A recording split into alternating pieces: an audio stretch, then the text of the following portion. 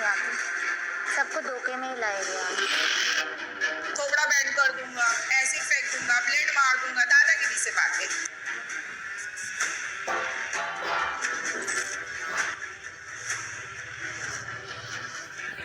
वहाँ पे बच्चा के सामने माँ धंधा कर रही है।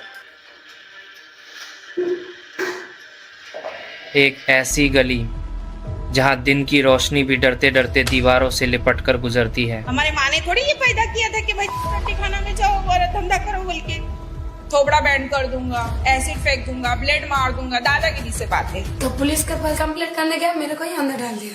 Whenever I had a doubt and I used to go to school to ask, they used to tell me तू पढ़ लिख के क्या करेगी, तू रड्डी की बेटी है, तू रड्डी बनेगी। और रात यहाँ सिर्फ अंधेरी नहीं होती, रात यहाँ चीखों की गंध लेकर आती है। यहाँ आवाजें बंद दरवाजों के पीछे दम तोड़ देती हैं और खामोशी यहाँ सबसे बड़ी चीख है। कहते हैं ये सब अपनी मर्जी है, पर जिस जगह ना कहना गुनाह हो, जहाँ इनकार की कीमत मार, भूख और बंद कमरा हो, वहाँ मर्जी नहीं होती, वहाँ कैद होती हैं सोनागांची। जी हाँ, एशिया का सबसे बड़ा रेड लाइट एरिया, जहाँ हर दिन इंसान जिंदा रहता है और हर रात आत्मा मरती है। आज बात सिर्फ गली की नहीं होगी, बात उन कहानियों की होगी जिन्हें दुनिया सुनकर भी अनसुना कर देती है। कोई भी लड़की अपनी मर्जी से नहीं आती, सबको धोखे में ही लाया गया है।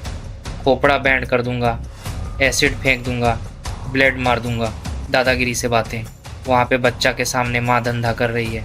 भारत का एक ऐसा शहर जिसकी गलियों में दिन भी डरते हुए निकलता है और रातें कहानियों से भरी होती हैं। यहाँ ना इज्जत की कीमत है और ना इंसानियत की गारंटी। यहाँ के सेक्स वर्कर्स 50 में भी किसी की भी भूख मिटाने के लिए तैयार हैं ताकि उन्हें 2 वक्त की रोटी मिल सके। यहाँ की कई औरतों का आज भी दाम सिर्फ 100 से 200 है। 300। ये है सोनागांची, एशिया का सबसे बड़ा रेड लाइट एरिया। पर यहाँ सिर्फ जिस्म ही नहीं बिकता, सपने, उम्मीदें और इंसान भी बिकते हैं। इस जगह पर वैसे तो हर लड़की की कहानी एक ही जैसी लगती है, लेकिन असल में हर कहानी के पीछे की घटना अलग है। कोई अपने प्यार पे भरोसा करके यहाँ पर आई है, या फिर किसी को नौकरी का झांसा दिया गया, और कुछ तो ऐसी भी थी जिन्हें उठा लिया गया। यहाँ के हर एक कोठे में कोठे की एक मालकिन या फिर एक घरवाली होती है, जो वैसे तो पहले खुद भी एक सेक्स वर्कर रह चुकी। एक जर्नलिस्ट ने जब सोनागांची की इन गलियों में एक स्टिंग ऑपरेशन किया, तब जाकर मालूम पड़ा कि जो भी लड़की इस नर्क में पहली बार जाती है, वो ये नहीं जानती कि यहाँ पे ना बोलना एक बहुत बड़ा गुनाह है। अगर उसने मना किया तो उसका खाना बंद कर दिया जाता है। खड़ा नहीं रहना तो खाने को भी नहीं देते। और फिर शुरू होता है वो अत्याचार, जिसे सुनकर भी आपकी रूह कांप जाएगी।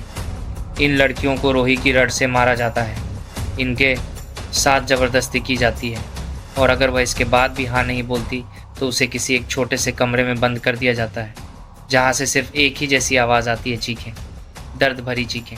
दिन डर कर आता है, रात चीखते हुए बीतती है। लेकिन आज से 300 साल पहले सोनागांची की ये हालत नहीं थी।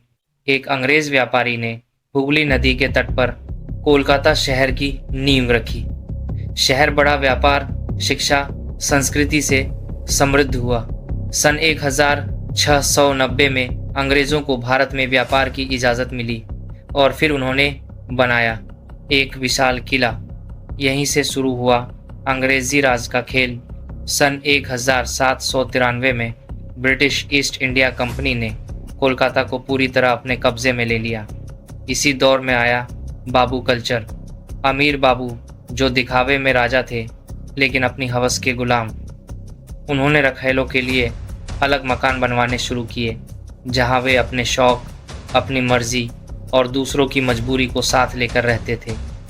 19वीं से 20वीं सदी तक जब अंग्रेज़ बड़ी तादाद में सैनिकों को भारत लाने लगे, पत्नी और बच्चे इंग्लैंड में, और यहाँ शराब, पैसा और भूख। इन सैनिकों ने अपनी ज़रूरतों को पूरा करने के लिए थोड़े पैसों में स्थानीय विधवाओं और गरीब औरतों का इस्तेमाल शुरू किया, और यहीं से शुरू हुआ पैसे के बदले जिस्म का सौदा।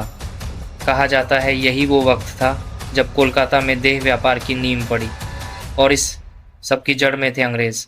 इतिहास में एक नाम आता है, राजकुमार डाकनाथ। बाबू कल्चर के दौर में हर अमीर आदमी के पास एक नहीं कई रखैलें होती थीं, लेकिन रखैलें घर में नहीं रह सकती थीं, तो उन्हें रखा गया एक अलग जगह पर सोनागांची।